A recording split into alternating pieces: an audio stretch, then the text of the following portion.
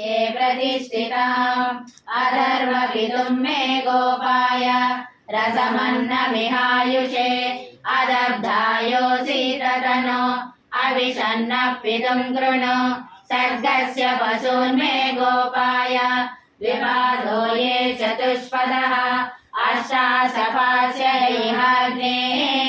ये चैकशपा आसुगाः सप्रदसभा मे गोपाय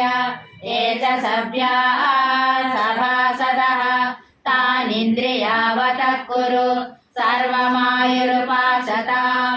अहे बुद्ध्नेयमन्त्रं मे गोपाय यवृषश्रैविदा विदुः